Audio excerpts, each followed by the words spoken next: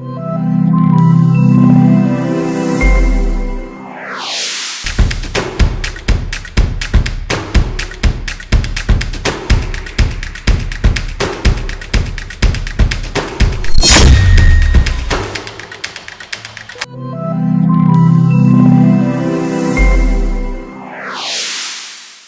Good evening అండి, welcome to minds academy. ఇది మన అకాడమీ. మనం ప్రతిరోజు ఆంధ్రప్రదేశ్ కరెంట్ అఫైర్స్ అనేవి డీటెయిల్గా డిస్కస్ చేసుకోవడం జరుగుతుంది. అండ్ ఈ రోజు కూడా కొన్ని important Andhra Pradesh current affairs topics అనేవి మనం డిస్కస్ చేసుకునే ప్రయత్నం చేద్దాం. అయితే మన మైండ్స్ అకాడమీ ఏపీఎస్సీ గ్రూప్ 1 మరియు గ్రూప్ 2కు సంబంధించినటువంటి క్లాసెస్ అనేవి స్టార్ట్ చేయడం జరిగింది. సో ఎక్స్పర్ట్ ఫ్యాకల్టీతో ఈ క్లాసెస్ అనేవి గ్రూప్ 1 మరియు గ్రూప్ 2లో ప్రతి సబ్జెక్టుకి కూడా ప్రొవైడ్ చేయడం అనేది జరుగుతుంది. బోత్ ఆఫ్లైన్ అండ్ ఆన్లైన్లో ఈ క్లాసెస్ అనేవి ప్రొవైడ్ చేయడం జరుగుతుంది. అండ్ క్లాసెస్ కూడా ఫీజ్ అఫోర్డబుల్గా ఉంటుంది. అండ్ దాంతోపాటు డిస్కౌంట్స్తో పాటు. అండ్ ఈ క్లాసెస్ అనేవి మన మైండ్స్ అకాడమీ యాప్లో అందుబాటులో ఉన్నాయి. మీరు మొత్తం క్లాసెస్ తీసుకోకపోయినా సరే, ఏదైనా సబ్జెక్ట్కి సంబంధించినటువంటి మీరు మాడ్యూల్స్ తీసుకోవాలన్నా సరే తీసుకునే ఛాన్సెస్ ఉన్నాయి. అండ్ దాంతోపాటు గ్రూప్ 1 మరియు గ్రూప్ 2కి ఒక కాంప్రహెన్సివ్ టెస్ట్ సిరీస్ కూడా మన మైండ్స్ అకాడమీలో లాంచ్ చేయడం జరిగింది. సో ఈ క్లాసెస్ అదేవిధంగా టెస్ట్ సిరీస్ జాయిన్ అయిన క్యాండిడేట్స్కి end to end mentorship support అనేది మన మైండ్స్ అకాడమీ తరపు నుంచి, మైండ్స్ అకాడమీ ఫ్యాకల్టీ తరపు నుంచి ఆల్వేస్ మీకు ప్రొవైడ్ చేయబడుతుంది till the end of the examination అనమాట. అండ్ దాంతోపాటు ప్రతిరోజు కూడా ఆంధ్రప్రదేశ్ కరెంట్ అఫైర్స్ అనేవి డీటెయిల్డ్గా మీకు ఇవ్వడం జరుగుతుంది. అండ్ ఈ పీడిఎఫ్ ఏదైతే ఉంటుందో ఆ పీడిఎఫ్ అనేది ప్రతి 1 వీక్ కంపైల్ చేసి మన మైండ్స్ అకాడమీ టెలిగ్రామ్ ఛానల్లో కూడా అప్లోడ్ చేయడం జరుగుతుంది. అండ్ టెలిగ్రామ్ ఛానల్ లింక్ కూడా డిస్క్రిప్షన్లో ప్రొవైడ్ చేయబడడం జరుగుతుంది. సో మీరు టెలిగ్రామ్ ఛానల్లో జాయిన్ అయ్యి ఈ కరెంట్ అఫైర్స్ అనేవి మీరు డౌన్లోడ్ చేసుకోవచ్చు. సో అయితే ఫస్ట్ టాపిక్ ఏంటి అని అంటే, ఆంధ్రప్రదేశ్లో కొన్ని ప్రధానమైనటువంటి తాగునీటి ప్రాజెక్టులు అనేవి ఉన్నాయన్నమాట. సో ఆంధ్రప్రదేశ్ ప్రిడామినెంట్గా అగ్రికల్చర్ పైన డిపెండ్ అయినటువంటి స్టేట్. ఆఫ్టర్ బైఫర్కేషన్ అగ్రికల్చర్ అనేది ఆంధ్రప్రదేశ్ ఎకానమీకి ఒక బ్యాక్ బోన్ లాంటిది అనమాట. పర్టికులర్గా ఇండస్ట్రియల్ సెక్టర్ కానీ సర్వీస్ సెక్టర్ కానీ అంత ఎక్కువగా డెవలప్ అవ్వలేదు ఆంధ్రప్రదేశ్లో. సో దానివల్ల ప్రిడామినెంట్గా ఆంధ్రప్రదేశ్ అనేది అగ్రికల్చర్ పైన ఎక్కువగా డిపెండ్ అయ్యే రాష్ట్రం. అయితే ఈ అగ్రికల్చర్ కూడా ఈ సాగునీటి పైన ఎక్కువగా ఆధారపడి ఉంటుందన్నమాట. మన రాష్ట్రంలో గోదావరి, కృష్ణ ప్రధానమైనటువంటి నదులు. సో ఈ నదులతో అనుసంధానం చేస్తూ అనేకమైనటువంటి తాగునీటి ప్రాజెక్టులు అనేవి తీసుకురావడం జరిగింది. మనకి గ్రూప్ 1 మరియు గ్రూప్ 2 ప్రిలిమ్స్ అండ్ మెయిన్స్ పర్స్పెక్టివ్స్లో కూడా ఈ సాగునీటి ప్రాజెక్టులు అనేవి ఆంధ్రప్రదేశ్కి చాలా చాలా ఇంపార్టెంట్ అనమాట. ప్రీవియస్గా కూడా వాటిని అడగటం జరిగింది. అయితే మన రాష్ట్రంలో రీసెంట్గా దాదాపుగా 25 సాగునీటి ప్రాజెక్టులతో పాటు మరొక 11 ప్రాజెక్టులను ఎంతో ప్రాధాన్యమైనటువంటి ప్రాజెక్టులు, అదేవిధంగా ఎంతో ఇంపార్టెంట్ అయినటువంటి ప్రాజెక్టులుగా ఆంధ్రప్రదేశ్ ప్రభుత్వం గుర్తించడం కూడా జరిగిందనమాట. ఈ ప్రాజెక్టులు ఏవైతే ఉన్నాయో ఈ ప్రాజెక్టులన్నీ కూడా అత్యంత ప్రాధాన్యమైనటువంటి ప్రాజెక్టులు. అండ్ ఈ ప్రాజెక్టులన్నింటినీ కూడా ఈ జల వనరుల క్యాలెండర్లో చేర్చడం జరిగింది. ఈ జల వనరుల క్యాలెండర్లో చేర్చడం వల్ల ఎన్ని ప్రాజెక్టులు అనేవి అమలవుతున్నాయి, ఆ ప్రాజెక్టు డెడ్ లైన్ ఏంటి, ఆ ప్రాజెక్టుని ఎప్పటిలోగా ఫినిష్ చేయాలి అని ఒక రకంగా ఈ క్యాలెండర్ అనేది ఏర్పాటు చేయడం కూడా జరిగిందనమాట. అయితే ఆంధ్రప్రదేశ్ ప్రభుత్వం ఈ ప్రాజెక్టులన్నింటినీ కూడా సకాలంలో కంప్లీట్ చేయాలి అండ్ ఈ ప్రాజెక్టులకు ఎలాంటి నిధుల కొరత కూడా లేకుండా చూడాలని చెప్పేసి చీఫ్ మినిస్టర్ చంద్రబాబు నాయుడు గారు ఆర్థిక శాఖను కూడా ఆదేశించడం జరిగింది. అయితే ముఖ్యంగా మనం ఎగ్జామ్ పాయింట్ ఆఫ్ వ్యూలో మాట్లాడుకుంటే ఈ పురుషోత్తంపట్నం ఎత్తిపోతల అంటే ఏంటి, అండ్ దీంతో పాటు వెలిగొండ ప్రాజెక్ట్, ఇక్కడ చూస్తే వెలిగొండ ప్రాజెక్ట్ అంటే ఏంటి, లేదంటే ఈ పురుషోత్తమపట్నం ఎత్తిపోతల ప్రాజెక్ట్ అంటే ఏంటి. సో ఇలాంటి వాటి గురించి మనల్ని క్వశ్చన్స్ అడిగే అవకాశం ఉంటుందన్నమాట. అయితే పోలవరం అనేది కూడా లైఫ్ లైన్ ఆఫ్ ఆంధ్రప్రదేశ్. పర్టికులర్గా మనం మాట్లాడుకుంటే పోలవరం ప్రాజెక్ట్ అనేది ఇప్పటికీ కూడా ఇంకా కంప్లీట్ కాలేదు. But government is committed to finish this project as soon as possible అనమాట. అయితే పోలవరంలో ఈ కుడి కాలం ఏదైతే ఉంటుందో, రైట్, సో పోలవరం ఈ పురుషోత్తమపట్నం ఎత్తిపోతల ద్వారా పోలవరం ఎడమ కాలువకు నీరు అందించాలని చెప్పేసి ఆంధ్రప్రదేశ్ ప్రభుత్వం ఒక లక్ష్యంగా పెట్టుకోవడం జరిగింది. అండ్ దాంతోపాటు ఈ పోలవరంలో 2027 నాటికి నిర్వాసితుల తరలింపు పూర్తి చేయాలని చెప్పేసి గవర్నమెంట్ లక్ష్యంగా పెట్టుకోవడం జరిగిందనమాట. ఎందుకంటే ఈ పోలవరం ప్రాజెక్టు వల్ల కొన్ని ప్రాంతాలు ఏవైతే ఉంటాయో అవి ముంపుకు గురైనటువంటి ప్రాంతాలు. అండ్ ఆ ప్రాంతాల్లో రిహాబిలిటేషన్ అండ్ రీసెటిల్మెంట్ అనేది తొందరగా జరగాల్సిన అవసరం ఉంటుంది. అండ్ దానికోసం కంపన్సేషన్ ఇట్లాంటివి కూడా ఇవ్వడం జరుగుతుంది. అయితే ఆంధ్రప్రదేశ్ ప్రభుత్వం ఎప్పటికీ లక్ష్యంగా పెట్టుకుందంటే పోలవరంలో 2027 ఏప్రిల్ నాటికి నిర్వాసితుల తరలింపు అనేది పూర్తి కావాలని చెప్పేసి లక్ష్యంగా పెట్టుకోవడం కూడా జరిగిందనమాట. అండ్ దాంతోపాటు ఈ పురుషోత్తంపట్నం ఎత్తిపోతల ద్వారా పోలవరం ప్రాజెక్ట్ నుంచి కృష్ణా నది డెల్టాకి, రైట్, సో పోలవరం ప్రాజెక్ట్ నుంచి కృష్ణా నది డెల్టాకి నీరు ఇవ్వటం కూడా జరుగుతుందన్నమాట. సో దీనివల్ల ముఖ్యంగా ఏమవుతుందంటే ఈ కృష్ణా నది డెల్టా ఏదైతే ఉంటుందో ఆ ఏరియాలో సాగునీరు అదేవిధంగా తాగునీటికి ఎలాంటి ఇబ్బంది ఉండదన్నమాట.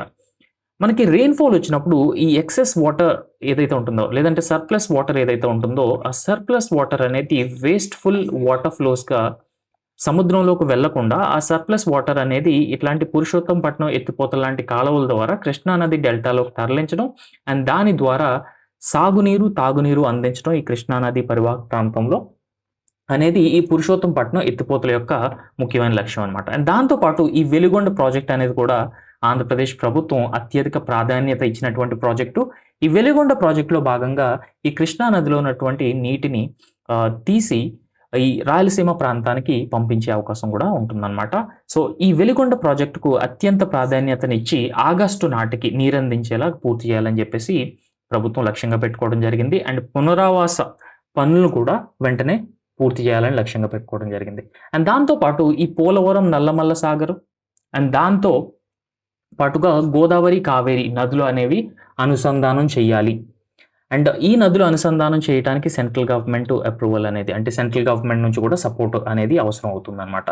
ముఖ్యంగా ఈ గోదావరి కావేరి నదుల అనుసంధానం అనేది గోదావరిలో ఉన్నటువంటి ఈ సర్ప్లస్ వాటర్ ఏదైతే ఉంటుందో అది కావేరి నదిలోకి తరలించడం అండ్ ఈ తరలింపులో భాగంగానే ఈ గోదావరిలో ఉన్నటువంటి నీటిని రాయలసీమ ఇట్లాంటి నీటి ఎద్దడి ఉన్నటువంటి ప్రాంతాలకు అందించాలని చెప్పేసి ఈ కార్యక్రమాలన్నీ కూడా ఈ ప్రాజెక్టులన్నీ కూడా స్టార్ట్ చేయడం జరిగిందనమాట. అండ్ దాంతోపాటు ఈ ఎల్ నినో అనేది రీసెంట్గా ఎక్కువగా డిస్కషన్లోకి కూడా రావడం జరుగుతుంది. అండ్ ఆంధ్రప్రదేశ్ కూడా is going to be affected by the El Nino అనమాట. సో ఇక్కడ మనం మాన్సూన్ గురించి మాట్లాడుకుంటే మాన్సూన్ అనేది మనకి 2 టైప్స్గా ఉంటుందన్నమాట. వన్ ఏంటంటే ఈ సౌత్ వెస్ట్ మాన్సూన్ అని కూడా పిలుస్తారనమాట. ఒకటి సౌత్ వెస్ట్ మాన్సూన్ అండ్ రెండోది ఏంటంటే నార్త్ ఈస్ట్ మాన్సూన్. సో మనందరికీ తెలిసిన విషయం ఇదంతా north east monsoon, right. So అరౌండ్లీ ఈ సౌత్ వెస్ట్ మాన్సూన్ అనేది మనకి ఎండ్ ఆఫ్ మే అంటే జూన్ నుంచి స్టార్ట్ అవుతుంది. సో జూన్ నుంచి స్టార్ట్ అయ్యి it continues up to September లేదంటే అక్టోబర్ అండ్ అక్టోబర్ నుంచి నవంబర్ ఆ టైంలో నవంబర్ ఆ టైంలో మనకి నార్త్ ఈస్ట్ మాన్సూన్ అనేది స్టార్ట్ అవడం కూడా జరుగుతుంది అనమాట. సో జనరల్గా మాన్సూన్ అంటే ఏంటి అని అంటే దీని అర్థం ఏంటంటే seasonal reversal of wind direction అనమాట. Seasonal reversal of wind direction.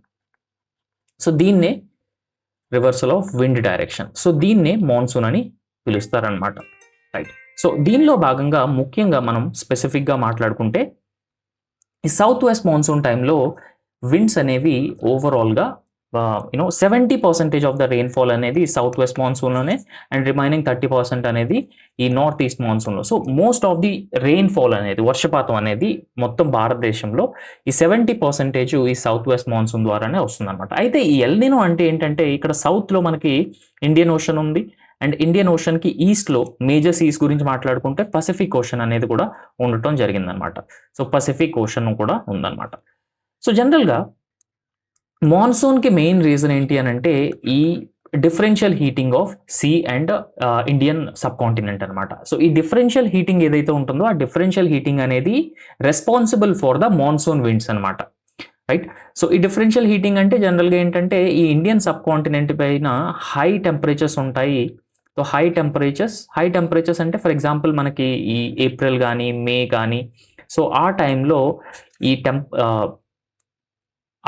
పర్టికులర్గా ఈ టెంపరేచర్స్ అనేవి సబ్ కాంటినెంట్ పైన బాగా ఎక్కువగా ఉండటం జరుగుతుంది అండ్ రిలేటివ్లీ ఈ ఓషన్ వాటర్స్ ఏవైతే ఉంటాయో అవి కూల్గా ఉండటం జరుగుతుంది. మనందరికీ తెలిసిందే ఈ కూల్ వాటర్స్లో హై ప్రెషర్ ఏరియా డెవలప్ అవుతుంది అండ్ వార్మ్ ఏరియాస్లో అంటే ఇండియన్ సబ్ కాంటినెంట్ పైన లో ప్రెషర్ ఏరియా డెవలప్ అవడం జరుగుతుంది అనమాట. సో విండ్స్ జనరల్గా హై ప్రెషర్ ఏరియా నుంచి లో ప్రెషర్ ఏరియాకి ఫ్లో అవుతూ ఉంటాయి. సో ఇది నార్మల్ ప్యాటర్న్ అనమాట. అండ్ ఈవెన్ ఎల్ నినోలో జనరల్గా ఏమవుతుందంటే ఈ పసిఫిక్ ఓషన్లో నార్మల్ టైమ్స్లో ఏమవుతుందంటే ఈ పర్టికులర్ ఏరియాలో వార్మ్ ఓషన్ వాటర్స్ ఉంటాయి. వార్మ్ ఓషన్ వాటర్స్ అంటే అరౌండ్ వెస్టర్న్ పసిఫిక్ ఓషన్లో warm ocean waters and eastern Pacific ఓషన్లో కూల్ ఓషన్ వాటర్స్ అనేవి ఉండటం జరుగుతుంది అనమాట. Cool ocean waters. So warm currents, cold currents అంటారు కదా, సో అలా. సో జనరల్గా ఇక్కడ హై ప్రెషర్ ఏరియా ఉంటుంది అండ్ ఇక్కడ లో ప్రెషర్ ఏరియా ఉంటుంది. అండ్ విండ్స్ అనేవి హై ప్రెషర్ ఏరియా నుంచి లో ప్రెషర్ ఏరియాకి రావడం జరుగుతుంది. అండ్ వెస్టర్న్ పసిఫిక్ ఓషన్ దగ్గరికి ఈ విండ్స్ వచ్చిన తర్వాత ఇవి ఫర్దర్గా ఇండియన్ మాన్సూన్ కూడా ఇంపాక్ట్ చేసి గుడ్ అమౌంట్ ఆఫ్ రెయిన్ఫాల్ అనేది రావడం జరుగుతుంది. బట్ ఎల్నినో టైంలో జనరల్గా ఏమవుతుందంటే, ఈ ప్యాటర్న్ ఏదైతే ఉంటుందో ప్యాటర్న్ చేంజ్ అవుతుంది అనమాట. ప్యాటర్న్ చేంజ్ అవ్వడం అంటే ఈ ఈస్టర్న్ పసిఫిక్ ఓషన్లో వార్మ్ ఓషన్ కరెంట్స్ లేదంటే వార్మ్ ఓషన్ వాటర్స్ ఉండటం జరుగుతుంది. అండ్ వెస్టర్న్ పసిఫిక్లో కోల్డ్ ఓషన్ కరెంట్స్ అనేవి ఉండటం కూడా జరుగుతుంది. సో ఈ అనామలీస్ వల్ల ఎల్నినో అవుతుంది. అండ్ దాంతోపాటు ఇది కూడా ఈ ఇండియన్ మాన్సూన్ ఇంపాక్ట్ చేసే అవకాశం ఉంటుంది అనమాట. So 70% of the rainfall is coming from the south west monsoon. అందువల్ల ఈ ఎల్నినో అనేది ఇండియాకే కాదు, ఓవరాల్గా ఆంధ్రప్రదేశ్ కూడా ఒక పెద్ద కన్సర్న్ అనమాట. రైట్. సో ఎల్నినో పరిస్థితులను అంచనా వేసుకుంటూ వెళ్ళాలని, లేదంటే జలధార అండ్ జలహారతి కార్యక్రమాన్ని పక్కాగా అమలు చేయాలని చెప్పేసి ఆంధ్రప్రదేశ్ ముఖ్యమంత్రి చంద్రబాబు నాయుడు గారు కూడా ఆదేశించడం జరిగింది అనమాట. సో ఇక్కడ ముఖ్యంగా ఈ జలధార జలహారతి అంటే ఏంటి అని అంటే, ఈ ఆంధ్రప్రదేశ్లో భూగర్భ జల వనరులు ఏవైతే ఉంటాయో వాటిని పెంచాలి అండ్ వాటర్ కన్జర్వేషన్ ప్రమోట్ చేయాలి, ప్రజల్లోకి తీసుకుని వెళ్ళాలి అని తీసుకొచ్చినటువంటి కార్యక్రమమే ఈ జలధార జలహారతి కార్యక్రమం. అండ్ ఈ కార్యక్రమాన్ని రాబోయే 100 రోజుల్లో అమలు చేస్తారనమాట ఆంధ్రప్రదేశ్ అంతటా. దీని ముఖ్య లక్ష్యం ఏంటి అని అంటే, ఆంధ్రప్రదేశ్లో భూగర్భ జల మట్టాలు ఏవైతే ఉంటాయో వాటిని పెంచాలి, వాటర్ అవైలబిలిటీని పెంచాలి. సో దానివల్ల ఏమవుతుందంటే వాటర్ సెక్యూరిటీ అనేది జరుగుతుందన్నమాట. So water security, so to ensure water security. So water security అనేది ఇరిగేషన్ వాటర్ కానీ, డ్రింకింగ్ వాటర్ కానీ, ఇలాంటి పర్పసెస్ అన్నింటికి.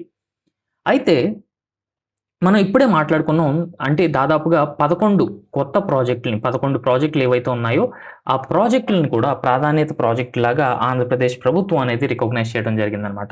సో వాటి గురించి మనం మాట్లాడుకుంటే, ఈ గాలేరు నగరి కాలువ ఏదైతే ఉంటుందో, ఈ గాలేరు నగరి కాలువ ఆంధ్రప్రదేశ్లో పర్టికులర్గా ఈ రాయలసీమ రీజన్లో ఇది కడప వరకు విస్తరించి ఉంది. అండ్ దీన్ని 2028 జూన్లో కంప్లీట్ చేయాలని చెప్పేసి గవర్నమెంట్ ఒక లక్ష్యాన్ని ఏర్పాటు చేసుకోవడం జరిగింది. అండ్ తర్వాత సోమశిల స్వర్ణముఖి అనుసంధానం, ఈ సోమశిల స్వర్ణముఖి అనుసంధానం అనేది 2028 జూన్ నాటికి కంప్లీట్ కావాలని.